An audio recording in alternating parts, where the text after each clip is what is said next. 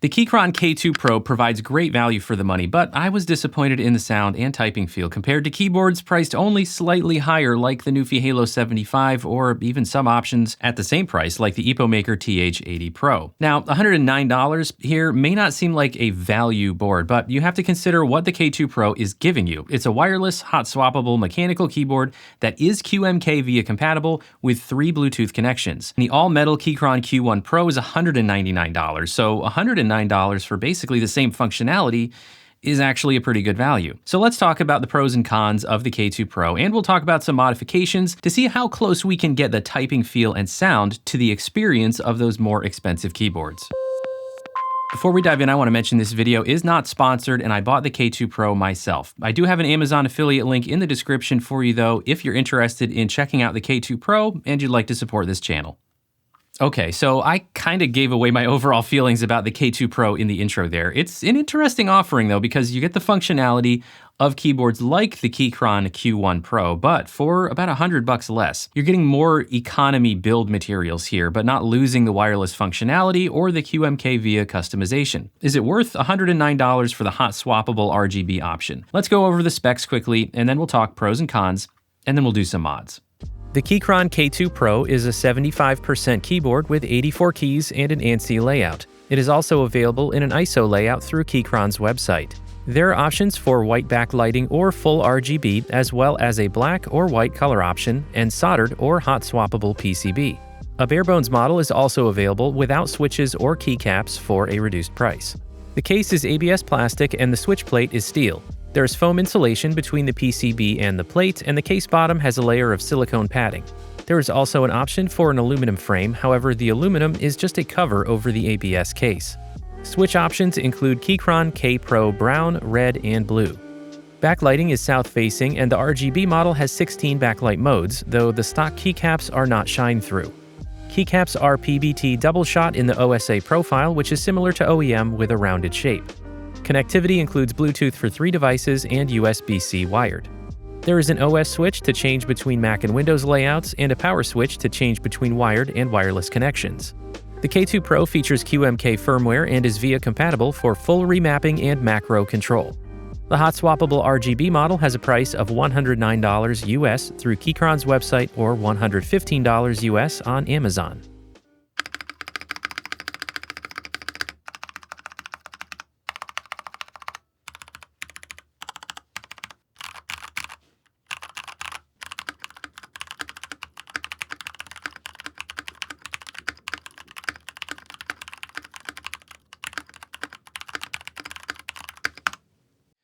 Okay, now I've already outlined a few things that fall into pros and cons here, but let's outline them a little bit more specifically. As far as pros go, for the price, you've got a nice feature set here. You've got wireless for 3 devices, you've got RGB lighting, you've got hot swap sockets, QMK firmware with VIA compatibility, Mac and Windows OS switching support here. You've also got PCB mount stabilizers, which means you can swap them out to really nice quality stabilizers at some point if you want to. And then you've also got PBT keycaps that are comfortable to type on. The battery life is also pretty good at 290 hours with the backlighting off and 150 hours with the backlighting on the lowest setting. That's about a month of use with the backlighting off if you use it for 8 hours per day. So on paper, it's got a lot of the same features of the Q1 Pro, which is nearly double the cost. But it's important to point out, the Q1 Pro has the exploded 75% layout with spacing between the main key area, the nav keys, and the arrow keys, whereas the K2 Pro is the traditional 75% layout, which is much more compact, just like the Newfie Halo 75. But now for the cons. The build materials here leave something to be desired for sure. It's not that the build quality is bad, it's not that it was put together poorly, it's that all the sacrifices to keep the price lower are in the materials.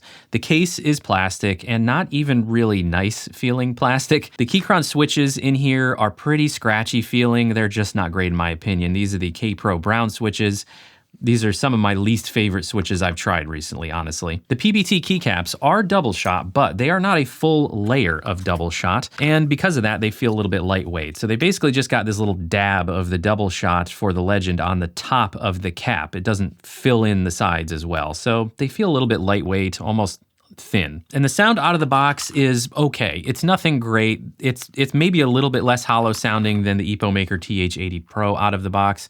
The silicone pad in the bottom of the case does add a bit of density and weight, which helps it from sounding too hollow, but it's still not the best. But that's a soft con for me because at the price point, I don't expect perfection necessarily. Now, one small con for me anyway is that the USB-C connection is on the side instead of on the back of the keyboard. So they do provide a right angle USB-C cable, but if you didn't want to use this, if you wanted to, provide your own USB cable, if you have a nice one that you like to use or something, then it's going to kind of create this weird angle here with your cable, unless you've got a right angle adapter or a right angle cable of your own. And of course, there's no 2.4 gigahertz wireless, which has always been a pet peeve of mine when it comes to Keychron. I wish they would offer that because it can be a higher polling rate wireless connection compared to Bluetooth, which for the K2 Pro, Keychron states is 90 hertz. Now, it is 1000 hertz polling over the wired connection, so that would definitely be what you want to use if you're doing any gaming where that fast response time is needed. So in terms of the level of enjoyment using the K2 Pro daily,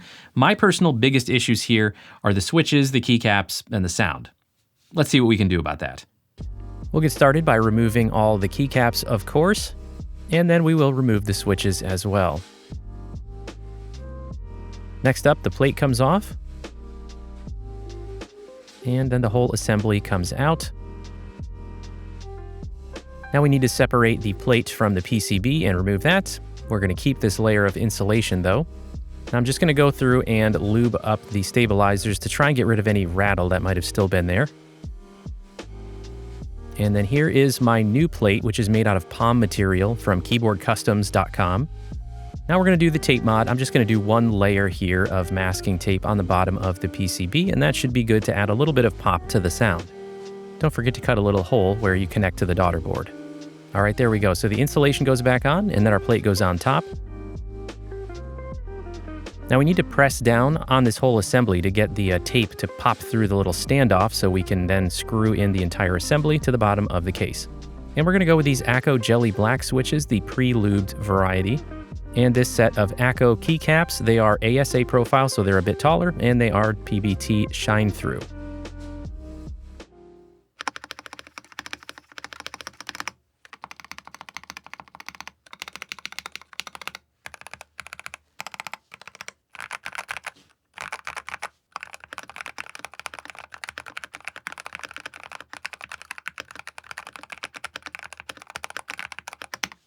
All right, now I just tinkered around with this thing for the better part of the last 2 hours, and I am still not really happy with it, but I'll let you learn from my mistakes here. It's not worth, in my opinion, going with shine-through keycaps unless your legends are kind of towards the bottom of the top of the keycap, or maybe front-side legends, because on south-facing PCBs where your RGB is on the bottom, it is south-facing, it's closer to you, not north-facing. Legends like this that are in the top left corner are not going to be well illuminated by those RGBs at all. And the RGBs on this particular PCB don't seem to get super bright. I had them on the highest setting. Doesn't really seem like it's worth going for shine-through keycaps on this. I also am not super thrilled with these switches. I just had them laying around. I didn't buy them specifically for this. I don't know that they were worth spending the little bit extra to get the pre-lubed switches because the lube job on them doesn't seem very good to me. Several of them were really pingy. I actually didn't record it, but I took probably about 30 minutes to open up about 20 of them and lube them myself because they were just so pingy. The feel of them is not bad, and the resistance, the weight of them is pretty good as far as I'm concerned, but just didn't like how much tinkering I had to do to get like a usable sound out of them. And then there's the space bar. This one I think is actually the stabilizers. I'm getting this like weird friction sound, and I re-lubed, so I don't know what the deal is with that. So overall, I'm not really thrilled with the way this came out, and some of it's my fault, some of it's not. So there you go, some things to keep in mind if you have a K2 Pro and you're gonna do some modding yourself. I do think the tape mod helped the sound a little bit, in my opinion. I think the tape mod was worth it. So overall, would I recommend the K2 Pro? Well, it's kind of hard to say here. Let's try and rank it against the other 75% offerings that I've tested. Compared to the EpoMaker TH80 Pro, which costs $99, sometimes $89 on Amazon, the K2 Pro has better customization with QMK and VIA for remapping rather than proprietary software. It's got the same 4,000 milliamp hour battery capacity, but honestly, I like the switches and the keycaps much better on the TH80 Pro right out of the box.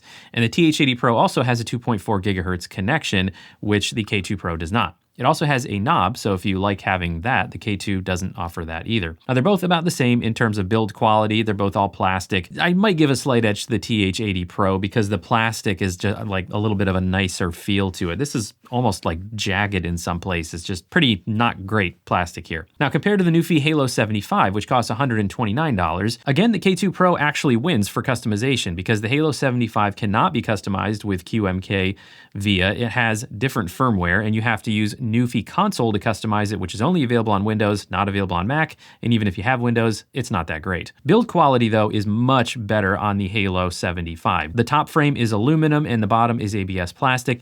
Overall though, just has a nice premium feel. It feels very well executed overall. The RGB lighting also much better on the Halo 75, so if that's what you're looking for, easy winner there. Halo 75 also has the 2.4 gigahertz connection. Now I should note that Newfie has recently been re-releasing V2 versions of their low profile line, the Air line of keyboards. The Air 75, the Air 60, and the Air 96 all have recently been released in a V2 version that is QMK firmware, VIA compatible, and upgraded polling rates for the wireless connection. So if they do the same thing to the Halo line, then the Halo 75 would definitely beat the K2 Pro in my opinion. Now compared to the Q1 Pro from Keychron, well, we really shouldn't even compare it to the Q1 Pro. It's not even in the same ballpark from a price standpoint. It is $200 compared to $100. But the Q1 Pro is an all metal build with a gasket mount design and a polycarbonate plate. So it's basically just a higher quality version of the K2 Pro, and it does have that slightly different exploded 75% layout. But if we rule out the Q1 Pro because of that huge price difference, I'd personally say my favorite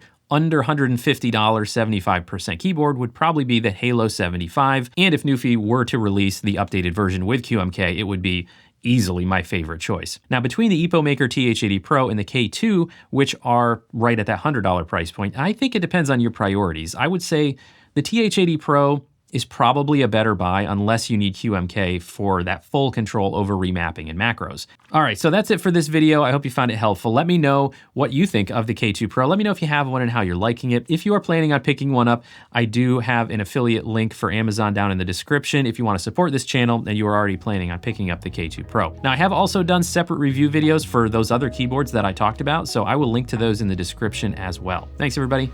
See you next time.